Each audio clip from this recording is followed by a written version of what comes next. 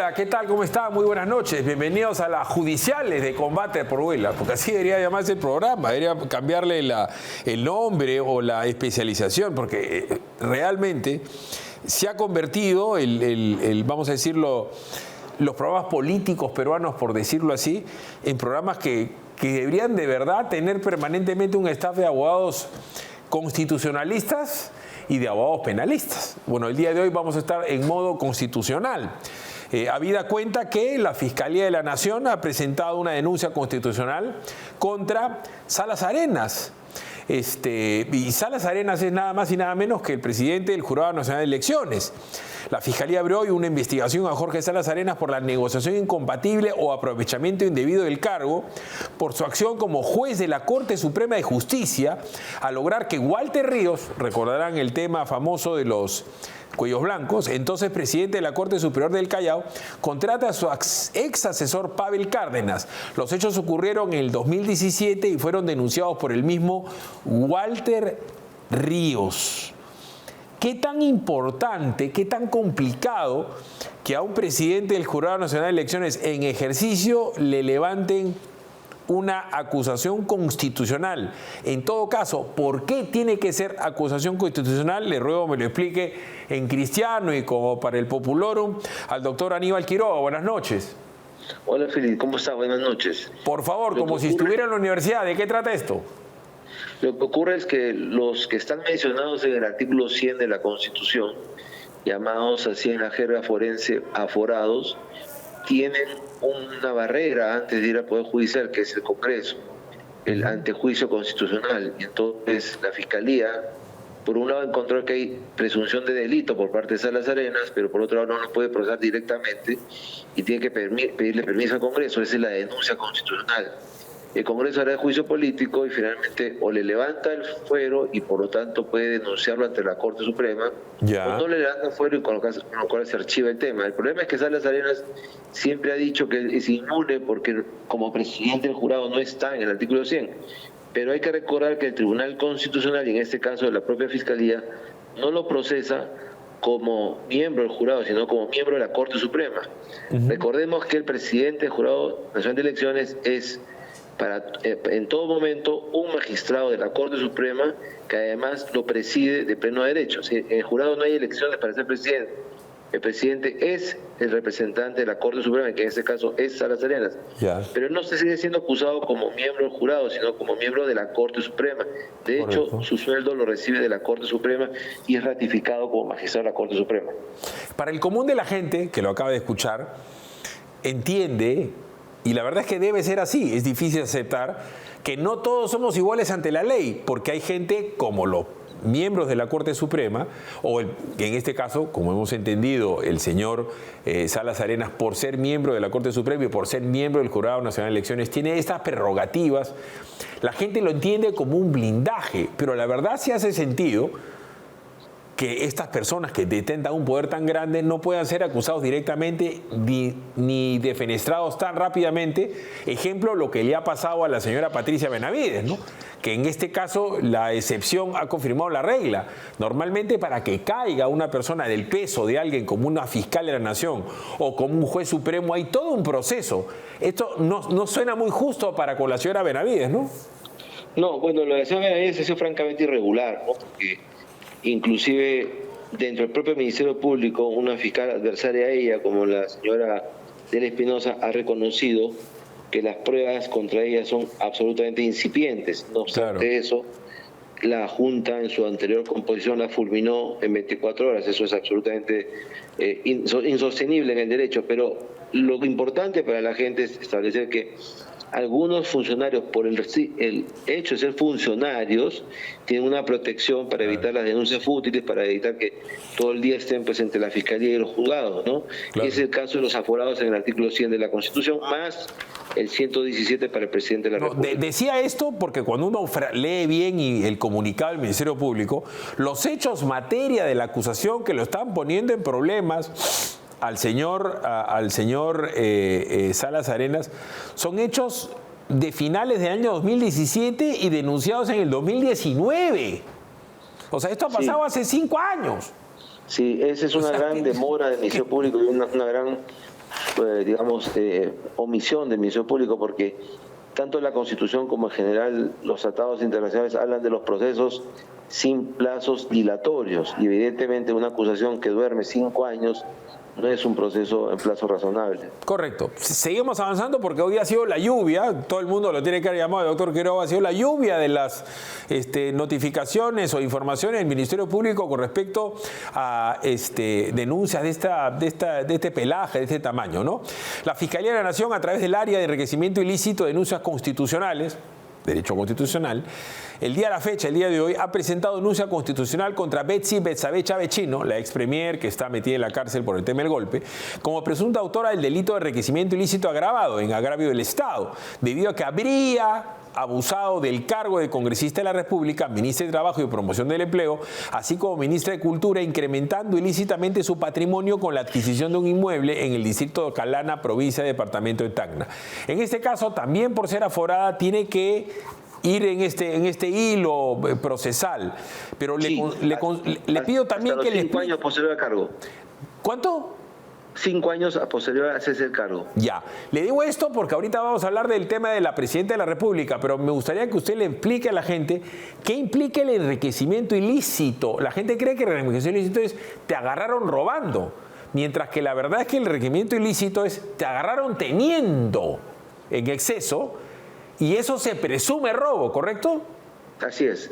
Es un delito especial que invierte la carga de la prueba, en donde un funcionario público, ¿no? Se demuestra que entre lo que debería tener por sus ingresos como funcionario público y lo que tiene en realidad hay una diferencia.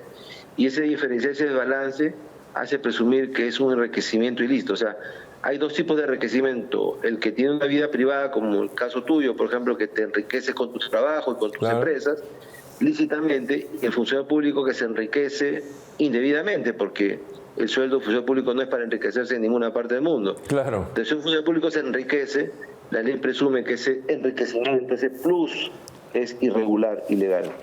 Correcto. Ahora bien, también tenemos, el día de hoy, una cuestión que ha sido media sorpresiva, y que parece me extraña, por eso también le pedimos que nos lo explique, es que el Poder Judicial ha ordenado que Tello y Vázquez, la señora Tello, que tanto ha pugnado, pese a su edad, en quedarse el JNJ, la señora Inés Tello Ñeco y el doctor Aldo Alejandro Vázquez Ríos, se suspenda la separación que han tenido de parte del Congreso para con su cargo a la JNJ y ordena su inmediata reposición. Y eso es consecuencia de una acción en el Poder Judicial, una acción dada por un juzgado de 3 jueces superiores. Han votado 2 a favor y 1 en contra. Pero el hecho es que un juzgado le puede dar la contra al Congreso, y esto es un hecho consumado, que la única que le queda al Congreso es apelar para que vaya a la Suprema, y de verdad es que Tello Ñeco y Alejandro Vázquez van a regresar sí o sí. Bueno, es una orden judicial de una sala superior que actúa en primera instancia, en donde, como bien dices, en mayoría han decidido otorgar una medida cautelar que tiene eficacia inmediata, es decir, el lunes tienen que ser repuestos. Sin embargo, por un lado, es una resolución feble, débil. Está en mayoría, hay un magistrado que ha dicho que no. En segundo lugar, es apelable a la Corte Suprema, por lo tanto tendrá una vigencia de 2 o 3 meses hasta que la Corte Suprema resuelva en definitiva el tema. Y en tercer lugar, va contra una sentencia previa del Tribunal Constitucional, que es cosa juzgada, que dice que las facultades de Congreso no pueden ser materia de medidas cautelares, precisamente. Entonces, esta sala está desconociendo la autoridad y eficacia de la cosa juzgada del Tribunal Constitucional, que es superior, ¿no es cierto?, contra lo que dice la norma. Que ya había dicho que no podía inmiscuirse en competencias exclusivas y excluyentes del poder legislativo. Y esa acción competencial, de acuerdo al Código Procesal, genera vinculación para todos los poderes públicos, sin excepción, todos, incluyendo el Poder Judicial. Entonces, al Congreso le quedan 3 cosas. Por un lado, apelar el día lunes. Por otro lado, recurrir al tribunal para que en ejecución de sentencia o sentencia de supervisión diga lo que le corresponde decir respecto a esta decisión. ¿Lo puede anular el Tribunal Constitucional esto o no? Yo creo que sí, porque esta decisión judicial está perforando la cosa juzgada del tribunal, porque si no, entonces el tribunal está pintado en la pared y sus sentencias no tienen ninguna eficacia, porque, digamos, el gato se va de vacaciones y los ratones hacen lo que quieren, ¿no? Ya, pero usted me acaba de decir que esto, a ver, que esto tiene que ser ejecutado, es decir, tienen que reponer a los señores. Son dos cosas distintas. Eso tiene eficacia inmediata, tiene que ser ejecutado. Sin perjuicio, hay que pedirle al tribunal que revise esta Ese es un camino. Está yendo contra una sentencia del tribunal. Y la apelación a la Corte Suprema también es otro camino. Así es. Ahora, el tercer camino es una que ahora Autoridad Nacional de Control, porque claramente los magistrados están razonando contra un superior jerárquico que es el Tribunal Constitucional, que lo quiera reconocer o que no lo conozca o que no se den cuenta es un tema distinto. Pero lo que hay además debajo de esto, Philip, es que la decisión de la Sala Superior, que hay que respetarla y ejecutarla, ¿no? Debilita mucho más la actual vida de la Junta de Justicia. Lo que va a haber el día lunes en la Junta de Justicia es un absoluto caos, ¿no? Pero además, doctor, la actividad de la Junta. Pero además, precisamente en el interín que salía esto, el día de hoy, Josué Gutiérrez, a la sazón defensor del pueblo, estaba instando a que los dos suplentes juramenten. Sí, claro, por eso te digo. Porque no estaban juramentando, y también hay que decirlo, que el señor de la ASA se ha demorado todo el tiempo que se le ha dado la gana en hacer que esos señores juramenten, porque si hubieran juramentado, ya era imposible pues sacarlos y desjuramentarlos o anular su juramentación para que estos regresen. Suena que ha sido concertado. Le puede pasar que el día lunes de la ASA va a cumplir rapidito la decisión del Poder Judicial. Entonces, estamos en un mundo institucionalizado, porque más vale una resolución de la Corte Superior que una decisión del Tribunal Constitucional. Pero además, hay un tema de doble moral. Cuando la doctora Benavides tuvo una medida cautelar, esa misma gente se burlaba, se reía, decía que se escondía en las faldas del Poder Judicial y que no quería afrontar sus responsabilidades. Pero cuando les toca a ellos pasar por el tema, entonces van corriendo al Poder Judicial y obtienen una medida cautelar, y eso sí la aplaude. Entonces, ese tipo de doble estándar es el que hace mucho daño a la moral del país. Correcto. Y hablando de doble estándar, al ser aforada, al ser la primera autoridad del Estado, se le ha generado un problema, desde mi punto de vista, que tendría que haberse quedado en la chismografía y el tema doméstico, el famoso tema, hasta farandulero parece, el de los relojes Rolex. Que cuando uno lo ve en la gravedad de la situación, ejemplo Betsy Betsabe Chavechino, un funcionario público, ninguno, mucho menos una presidenta de la República o presidente de la República, puede tener un patrimonio en exceso no justificado. Entonces, escuchemos, le ruego nos acompañe, lo que ha dicho ya el día de hoy Dina Boluarte, que ya ha sido notificada y que sus abogados tendrán que dar la cara por ella. Es decir, ella, en vez de haber solucionado esto previamente a la preliminar o ella misma ir directamente, va a poner ya abogados a defender su caso, el caso de los Rolex. Veamos. Se han iniciado las indagaciones preliminares y aquí me detengo un poquito. Yo sé que esta noticia es la que le llama más la atención. Estamos cerrando esta semana y el domingo empezamos Domingo de Ramos y la Semana Santa. Y nosotros sabemos que nuestro hermano mayor, Jesús, nos dijo siempre que habláramos con la verdad. Y ante el Ministerio Público, quien por cierto ya me notificó, ya personé a mis abogados, estaré como siempre diciéndole la verdad, no solo al Ministerio Público, sino al Perú en general. A ver, doctor, al margen de que si Jesucito, que si el Día del Padre, que la Madre, que la Semana Santa, como es obvio, si los relojes en cuestión son relojes auténticos y la señora no tiene cómo demostrar que los relojes son propios y se le genera todo un problema, ella no podría ser acusada constitucionalmente por enriquecimiento ilícito, sino había que esperar hasta que termine su mandato para acusarla. ¿Es eso lo que constitucionalmente se tiene que hacer? ¿O ante una situación de índole moral irreversible, porque mintió, porque, no sé, le regalaron, no sé, por ejemplo, Acuña o el tal Los Corima le regaló algo o alguien que no le viera, ¿se puede caer el gobierno por esto? Yo empezaría por último, no creo que el gobierno se caiga por eso, ¿no? Porque además estamos a 2 años menos casi de las elecciones y el recambio constitucional. Y además, digamos, la gente, igual que pasa con la Junta, no mide las consecuencias. Si cayese el gobierno, el presidente del Congreso sería presidente transitorio y tendría que adelantar elecciones por 1 año. Entonces eso sería un caos, ¿no? Con Salazarenas investigados por lo que esté investigado, conduciendo las elecciones. Así es. Entonces, yo creo que va a dar las explicaciones en la Fiscalía y el tema pasará. El problema es que, digamos, son joyas, ¿no?, que tienen un valor muy importante.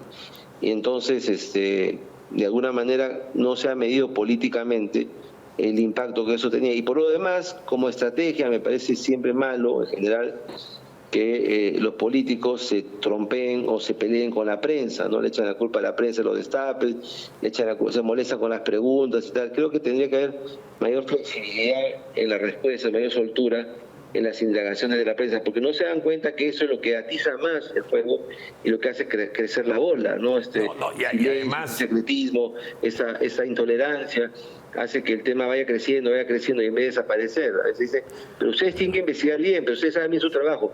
Permanentemente están reprendiendo a la prensa y no se dan cuenta del efecto boomerang que eso tiene. Bueno, pero doctor, parece que la señora, su cultura general es bien corta, ¿no? La mujer del César tiene que ser y parecer, y la mujer del César es los miembros del Jurado Nacional de Elecciones, los miembros del Tribunal Constitucional, los miembros de la Corte Suprema, los ministros de Estado, los congresistas, son pues como la mujer del César. Entonces, si ella comete una torpeza de haber recibido, fíjese, si ha recibido de Oscorima o del señor César Acuña, los tres, si es el caso, van a estar en un problema muy grave. Ella, por el enriquecimiento ilícito y por la colusión, porque si ha sido algún funcionario público el que le ha regalado eso a ella, que termina siendo beneficiado por transferencias, por convenios, por presupuestos, ahí se generó un problema nuclear. Pero también va a haber el problema nuclear de si se le, con el perdón del francés, doctor, si se le ampalla la mentira, ya viene el tema de la vacancia por incapacidad moral, que es a la hora de la hora un subjetivismo, ¿no es cierto? Sí, claro. Pero hay que ver si hay los votos suficientes para eso, ¿no? Porque los congresistas tienen que medir también si el adelanto de elecciones es una cosa que conviene o no conviene al país y a ellos mismos, ¿no? Bueno, a ellos mismos. En general yo veo no solamente en lo que estamos comentando, sino los ministros y los funcionarios públicos siempre se molestan y se entrompan con la prensa, y la prensa no hace más que su labor. Además, la prensa es un elemento esencial en la democracia, ¿no? Tienen que ser más amigables. Porque, claro, como repito, ese tipo de relaciones tensas con la prensa no hace más que hacer crecer la bola, ¿no? No, además, usted que es tribuno, abogado que continuamente va al Tribunal Constitucional, a usted no le va a parecer bien, ni a nadie se le va a parecer bien, si aparecen los miembros del Tribunal Constitucional manejando un carrazo o con relojes de oro y tal. Eso nomás generaría suspicacia, pero en fin, parece que la señora... Eso que tú citas es el presupuesto pues, del enriquecimiento sin causa, enriquecimiento indebido. Eso es lo que tú estás citando ahorita. Pero además, ya utilicemos el sentido común y hablemos como dos ciudadanos. Con lo precario que es su gobierno, la señora se da el lujo de mostrar lujos impropios para una persona en un país que no está para lujos, que está en una crisis económica tremenda y con un problema de legitimidad en todas sus instituciones, con todos los expresidentes metidos en temas de corrupción. A la señora no tiene mejor idea, por eso digo que es un tema más bien psicológico de pretender ostentar. Me estoy poniendo, doctor, en el supuesto, ojalá que no sea negado, que todos los relojes sean relojes e imitaciones. ¿Qué puede tener alguien en la cabeza para pretender ostentar una posición económica, visual, no sé, pues logística impropia a su condición de presidenta del Perú? Y ya es un tema de psicólogos eso, desde mi punto de vista. Por eso yo digo que el tema de la relación con la prensa es muy importante manejarlo en sus canales adecuados, justamente para que el tema no se exacerbe más y no se salga de control, ¿no? Por eso hay una expresión que se habla de control de daños. Correcto. Muy amable, doctor. Buenas noches. Encantado. Buenas noches, Felipe. Gracias. A ver, es que yo comentaba con los muchachos, ¿no? Con Fabricio, Franquito, con Jailo, con Juan Cáceres, ¿no? algo tiene que tener en la cabeza la señora Boluarte, porque la señora Boluarte no tiene, como es obvio, eso es algo natural, ni viene de una familia rica, ni viene de una posición económica sólida, más bien endeble, de la cual ella se jactaba, de ser provinciana, de ser una persona que estaba pues, en una situación surquillana y que trabajaba en RENIEC y que no podía siquiera dejar su sueldito RENIEC y por eso pedía licencia por si las mos. Me dejo entender. Terminas intentando aparentar algo sin ningún sentido. O sea, ¿a quién pretendía impresionar la señora? Reitero, me voy a poner en el caso de que todos los relojes sean imitaciones o no sean relojes. ¿A quién pretende impresionar? ¿A su vecina? ¿A su familia? ¿A sus hijos? ¿A los pobres del Perú con que ella dice identificarse todos los días? Hay algo, hay un componente pues, psicológico en el tema. Ojo, yo entiendo a las figuras, no sé, del deporte, que se compran en superrelojes. Yo puedo entender, no sé, pues a Gisela o a Magali, que parte de su imagen de mujer exitosa es tener una gran casa, carros, no sé, carteras y lujos. Lo puedo entender, ¿no es cierto? Porque es parte de su imagen, parte de su éxito, es el éxito económico. Y me parece muy bien que las dos, cada una tenga más que la otra. En los futbolistas también. La Foquita o la mamá de la Foquita o la mamá de Paolo, ahorita vamos a hablar del partido. Pero en una persona como ella, ¿para qué nos estamos metiendo en un problema? Por si acaso que la prensa no quiere ni tocar. La señora no llega a ser siquiera antipática para la prensa. Hay alguien en su entorno, no sé si algún asesor idiota, que le puede decir que la prensa le tiene bronca a la señora. No es así, señor. Usted no llega siquiera a ser antipática. En mi caso no le tengo ninguna animadversión. O sea, en el plano hay algunos que sí se hacen antipáticos. Betsy se hizo antipática. ¿Me entiendes? Se hizo antipática. Aníbal Torres se hizo, Elian Carp se hizo antipática. Nadine Heredia se computaba lo máximo. No es el caso de usted, señora. No hay nada personal en contra de usted.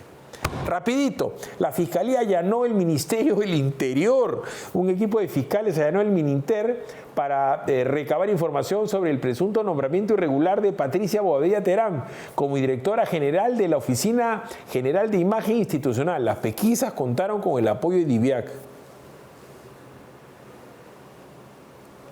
Nombraron a esta chica en un puesto que no daba el vuelo. ¿Seguimos con las amigas? No creo. Después, podemos ir acá a la toma de la mano izquierda, por favor. En un país en donde estamos cometiendo una vez más la estupidez esta de gastarnos plata en los Panamericanos, 400 millones de dólares, en donde el propio Porqui ha dicho que es una locura que se gasten 1.200 millones de dólares en Petroperú, hay un contrasentido, contra viento y marea, como es un chancho terco. Ha tenido una excelente, repito, excelente gestión administrativa y financiera en la municipalidad, lo cual le ha permitido generar excedentes, un grado de inversión además reconocido, con saldos de caja importantes, que han permitido que compre 400 motos y las entregue. Y en la cabeza de él está dar mucho más motos, que pueden llegar a ser 1.000, 2.000, 3.000 motos, lo ha dicho. Y yo no dudo que lo pueda hacer. Pero si con la habilidad que tiene para manejar negocios y para ser muy austero, porque él en su vida personal, me estoy refiriendo a Rafael Pesalea, es, todo el mundo sabe, multimillonario, pero es muy austero y muy ordenado, y sus empresas son austeras y ordenadas. Miren lo que ha logrado. Entonces, ¿qué pasaría si el gobierno, en vez de gastar 1.200 millones de dólares en dárselo a Petropeor o 400 millones de dólares en gastar en los Panamericanos, tendría no solamente motos, patrulleros, comisarías, postas médicas, lugares en donde pueda haber una comisaría de mujeres para las golpizas que desgraciadamente a cada rato ocurren. Todo ese dinero podría ser bien destinado para eso. Pero además, Dina Boluarte, en vez de estar perdiendo el tiempo en viajes estúpidos o en temas de explicar de Rolex, ¿por qué el propio gobierno en el Ministerio del Interior no hace esto? Lo ha podido hacer porque en un año el gobierno tiene mucho más dinero. ¿Por qué el gobierno mismo no equipa a sus propias Fuerzas Armadas y policiales? Realmente me parece un contrasentido.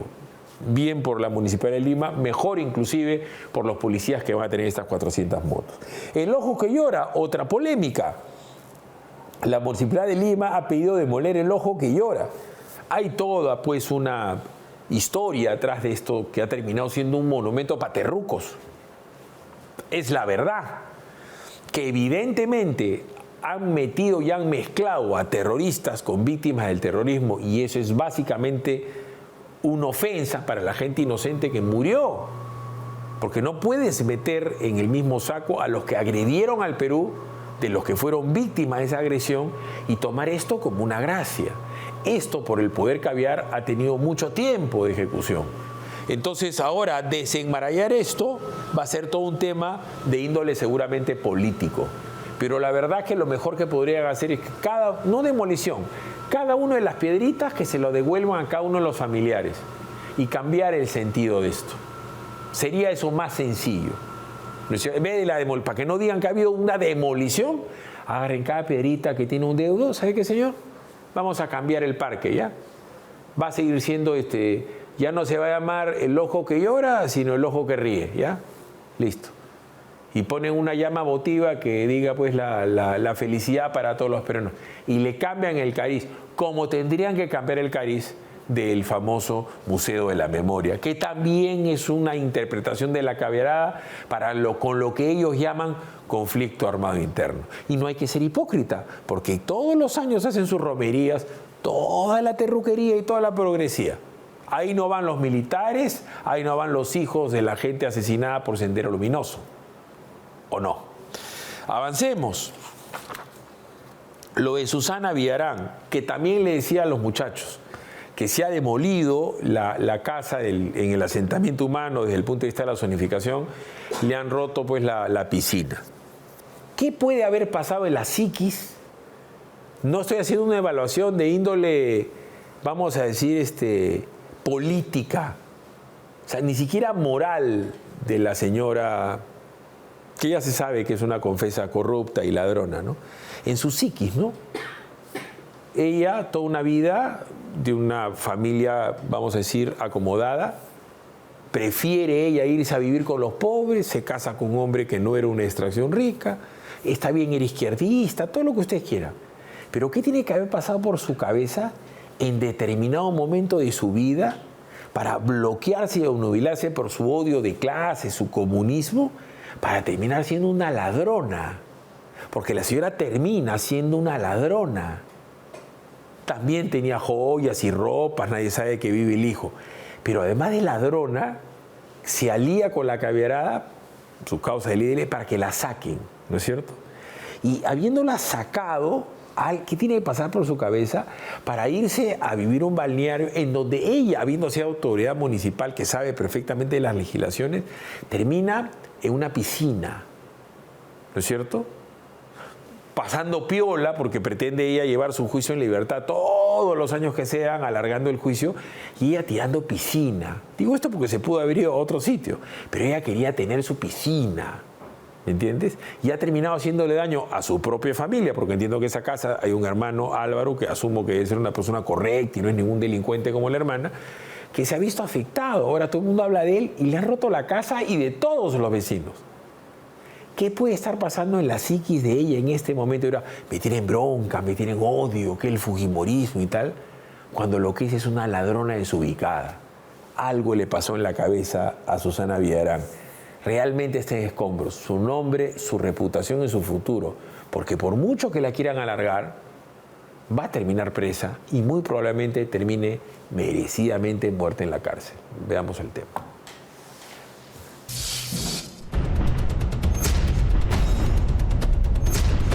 Así terminó la lujosa casa de 5 pisos de Susana Villarán, donde la vimos disfrutar el mes pasado del sol, la arena y la piscina, mientras los peruanos sufrían los estragos de su corrupta gestión. Así acabó la piscina de doña Susana, que ocupaba ilegalmente 150 metros cuadrados, a tal punto que los postes de alumbrado público se encontraban dentro de las construcciones irregulares a pocos metros de la playa Arica. El día de hoy estamos recuperando un espacio público que en semanas antes fue denunciado a través de los medios de comunicación en esta zona de la playa Arica. Son 16 vecinos que han sido notificados por ocupación de manera indebida de estos espacios públicos de la zona de recreación de la playa Arica. ¿Y cuándo se les notificó esta ordenanza municipal a ustedes? Hoy día recién. Hoy día ellos dicen que desde hace 10 días aproximadamente. Esto es sorpresa. Están haciendo ahora de sorpresa, nadie sabía. Bueno, es un atropello porque hemos seguido todo el proceso legal y estaba en pleno proceso. Esto nos fue informado. Lo que ha hecho la municipalidad de Lurín ha sido básicamente, dentro de sus competencias, ejecutar una orden totalmente legal, porque el derecho administrativo, en este caso, y el derecho municipal le dan a la municipalidad de Lurín amplias facultades para hacer este tipo de actividades, como es la demolición y recuperar las áreas que son de uso público.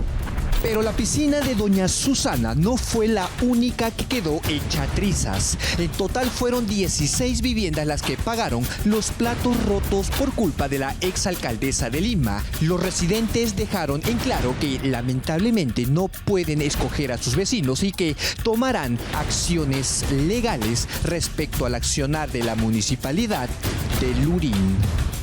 A raíz de un problema político que existe entre la municipalidad y una señora vecina, se ha producido toda esta desgracia, mire, la destrucción de toda esta zona. Desafortunadamente no seleccionamos a nuestros vecinos, no tenemos ningún derecho a seleccionar. Si la señora cometió alguna irregularidad, la justicia peruana tiene que tomar cargos en el asunto. El edificio tiene construido 13 años, 14 años. En la licencia... Antes no han tenido problemas por el tema de la construcción del muro. Del escándalo de Susana Villarán. Si tiene un problema Susana, que lo resuelva Susana, pero no podemos ser perjudicados todos. Según la municipalidad de Lurín, hace 15 días se notificó a los vecinos de la zona para que desalojaran voluntariamente, pero no lo hicieron en el plazo brindado. Según el gerente de fiscalización Edgar Belleza, los vecinos argumentan que la construcción que realizaron es con la finalidad de protegerse de los oleajes anómalos. Entonces, el área ocupada, no solamente por esa vivienda, sino por las otras viviendas aledañas, son áreas públicas y por lo tanto las áreas competentes de la Municipalidad de Lurín son totalmente competentes para hacer uso de la fuerza pública y recuperar las áreas que son de dominio público, en este caso de dominio de la Municipalidad de Lurín. Pero eso no es todo. Además de ocupar ilegalmente espacios públicos, la municipalidad también le impuso a Villarán 2 multas por 51.000 soles. La primera por 10.300 soles por ejecutar obras en la vía pública sin autorización y la segunda por 41.200 soles debido a que la exfuncionaria efectuó construcciones antirreglamentarias. Yo tengo 12 años viviendo en este edificio. Nunca la municipalidad nos notificó que esta área la iban a demoler o estábamos en falta. Nunca lo dijo. Hoy, a sus 74 años, Susana Villarán no tiene impedimento de salida del país. La Fiscalía está pidiendo 29 años de prisión para la exalcaldesa por recibir aportes ilegales de más de $10 millones por parte de OAS y Odebrecht cuando era la alcaldesa de Lima entre los años 2011 y 2014. En este momento el expediente se encuentra en etapa de control de acusación. Yo considero que probablemente en unos 4 meses, la etapa intermedia de control de acusación podría estar concluyendo.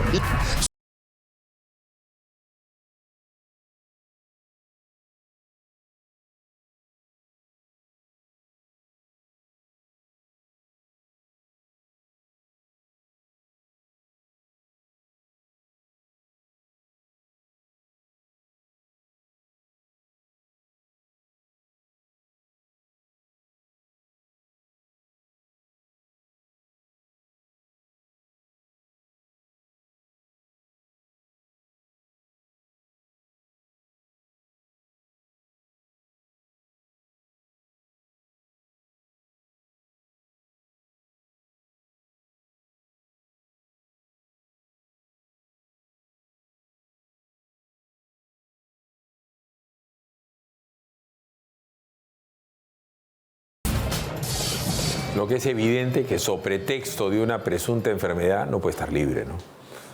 Ella tendría que estar presa. Así de sencillo.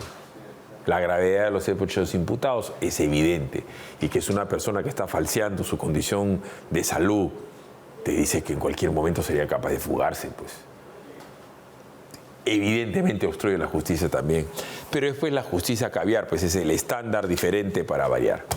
Siempre hay que tener erudita a la mano, fabricado en el Perú con la reconocida fórmula alemana Irudit, aliado contra golpes de Matmos, actuando eficazmente hasta las capas más profundas y recónditas de la piel, reduciendo el tiempo de recuperación.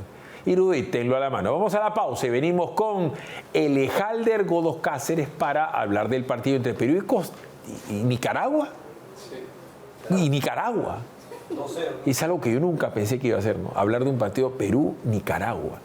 Bueno, hablaré de eso y los relojes de Godos, que es largamente el periodista mejor enrelojado de la historia del fútbol. Pausa y regresamos. Perú, por si acaso, jugó en contra de la opinión de Elejalder Godos con camiseta negra. Pausa, regresamos.